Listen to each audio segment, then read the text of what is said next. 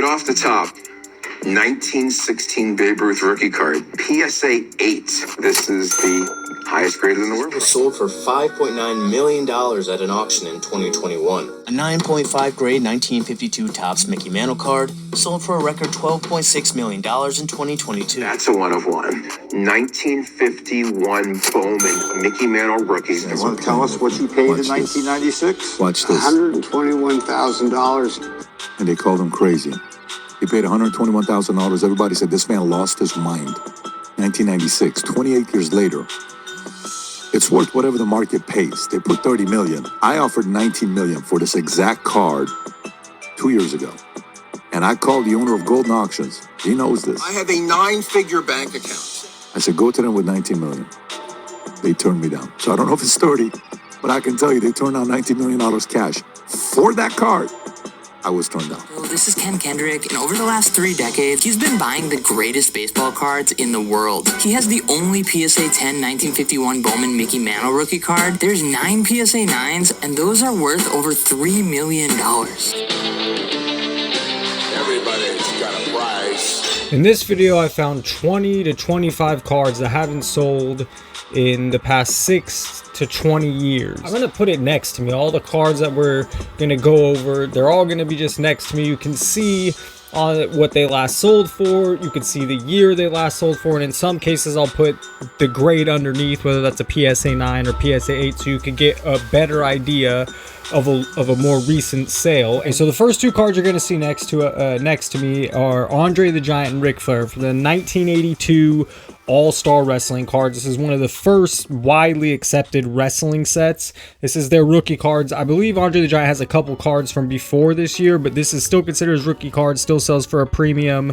And these were mail-in promotions. You had to buy the magazine, cut out or fill out the form, and then you'd send in the form with, I don't know, $3, $4, $5, and you'd get a clamshell plastic case, and it would have the entire set mailed back to you. These cards are pretty rare. Hogan has a rookie card in this. Ric Flair, Andre the Giant. Andre the Giant, they used to call the 8th wonder of the world. The thing that gets me as a wrestling fan is the footage we see from, 1985, 1986. This is old Andre the Giant. This is Andre the Giant with thousands of days of wrestling every night. It's 7'4", 550 pounds. So he was quite a spectacle, and I just feel like what we see on film doesn't really probably do it justice.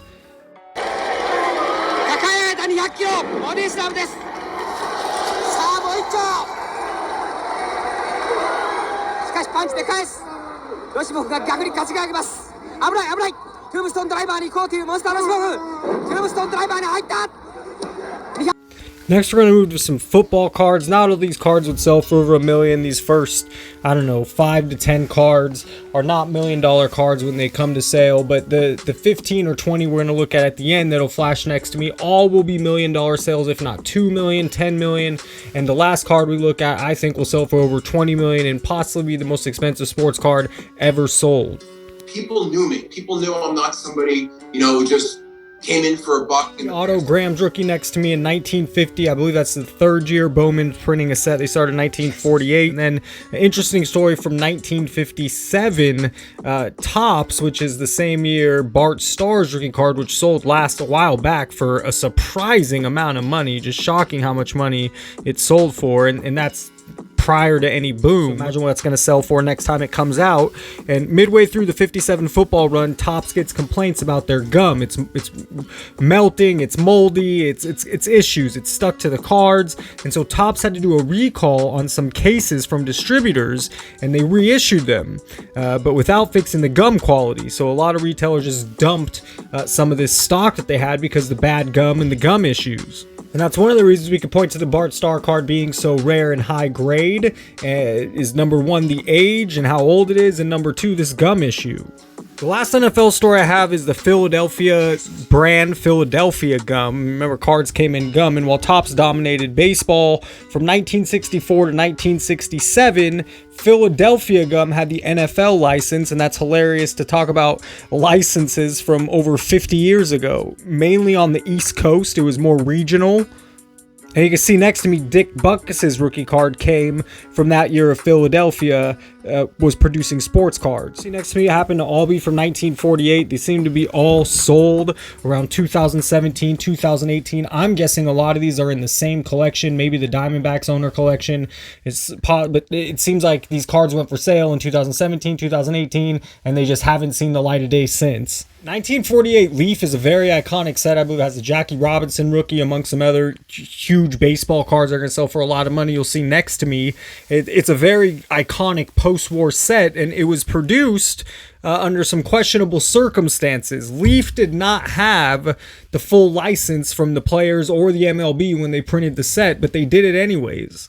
On top of that, Leaf printed cards in bursts, so they'd produce and then suddenly stop, and then some cards would have more color or more vibrant, and maybe you've seen this in some cards and wondered why, or some would have more yellow in the pants, and that's why, as you'll see next to me, the Stan Musial or some of these other players in a PSA 10, these are unicorn cards, these are grail cards, and something I failed to mention earlier is if you have any of these cards, if you own any cards seen on this list next to me, it's a grail card, no matter what grade you have it in, because you can get some of these cards far cheaper. It's just these grails, they're all grails in any grade, in my opinion, but in the high grade is what fetches this crazy sum of money. Any of these cards, you should be very proud and happy with what you have in your collection at any grade, and most of these cards only fetch these high prices at these crazy high grades that are extremely rare, 1, 2, 3 copies, but a lot of them you see in the next grade lower, it drops down to a $20,000 price, or in a PSA 3 or 4, maybe it's a couple grand or even $700, something you could put in your collection. But all these cards are grail cards, and the thing is that it's the extreme 1 or 2 that are in amazing shape that never see the light of day, that when they finally do, there is someone out there ready to spend a lot of money on it because they know it's their only chance. It's going to create a bidding war, and these prices are going to go for $1 million, $2 million, $5 million, $10 million when some of these cards finally see the auction place. He's breathing us. Oh, you finished, boy. You are in trouble. I said, you don't have but 2 chances, slim and none.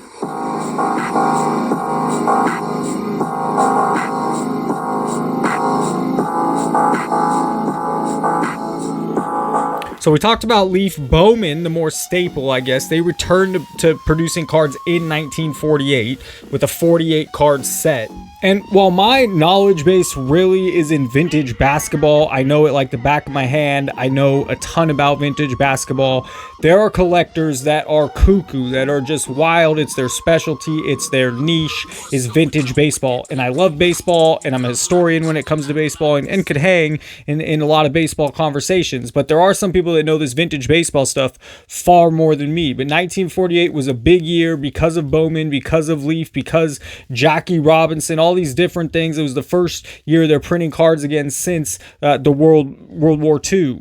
I would also say that YouTube, of any niche of cards, there's quite a few channels that focus on vintage baseball. It's definitely a niche that there's demand for. 1948 also marked the first basketball set. Bowman made a set in 1948 with only 72 cards, and the next basketball set was not printed until 1957 tops, and from there it's 61 Fleer and 69 tops. So basketball did not really have a steady printing until 1969, and even there's chunks where there's no cards in the 80s, but 1948 Bowman is the first year, and that George Mikan card, I believe there's only 1 or 2 in a PSA 10. It sells for an extreme amount. It's gonna sell when it goes on the market for an extreme amount. I was reading up on Jim Brown. By the way, I find that 1958 Topps rookie card maybe the best football card of all time. I really have that. I love that card. That, the Jerry Rice card, but the Jim Brown card has so many. The Jerry Rice card is very high in pop count.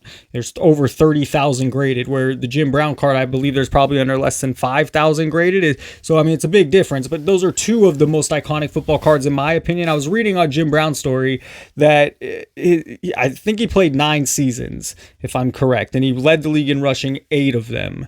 And after his 9th season, he's shooting the Dirty Dozen. I think it's overseas, maybe not where he's shooting. And Art Modell, the owner of the Browns, says, hey man, you got to report to camp. It's time. And he gives him an ultimatum. You're either done playing football for my team or you're showing up to camp.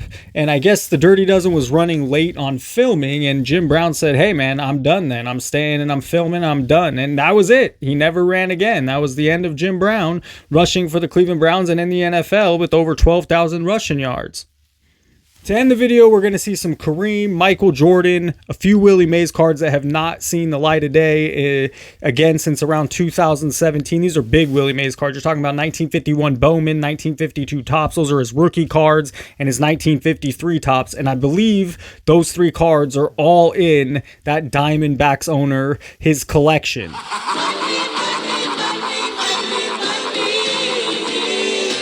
Kareem Abdul-Jabbar rookie card is somewhat of a grail to me. I can't afford it right now. I had to go spend it. I mean, I have it. I'm not going to put my money there at the moment, but the autograph rookie card is something I really want. And if you're interested in it, Kareem's only getting older and older, and same with Dr. J. And their autograph rookie cards, they're a couple grand, but they're gettable. I mean, they're not 20 grand, but anyways, they're going to die soon is my point.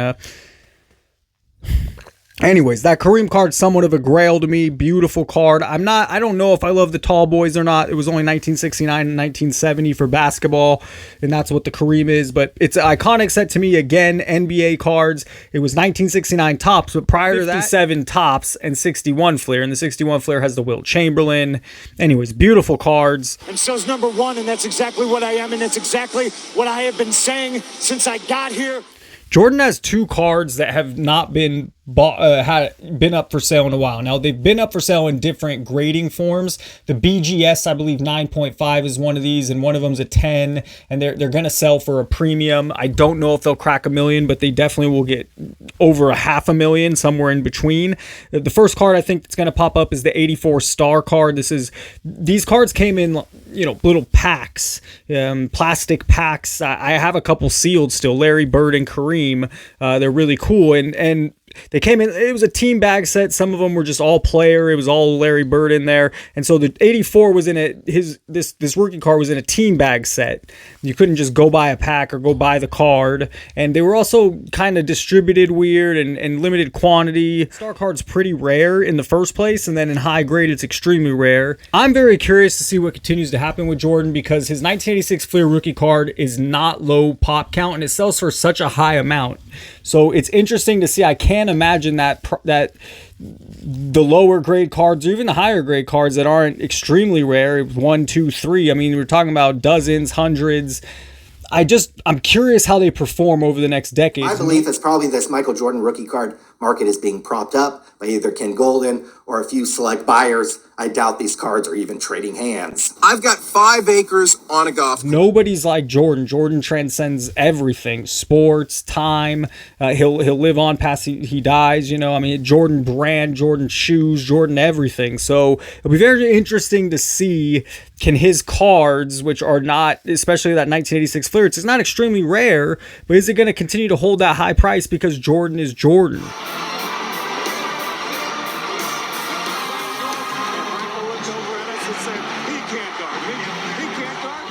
Finally, we get to the card that I think is going to be the most valuable card sale of all time. It has not sold since 2012. There are only 2 of them. We did see one of them in the Diamondbacks owner collection. It's the PSA 10 Hank Aaron rookie card.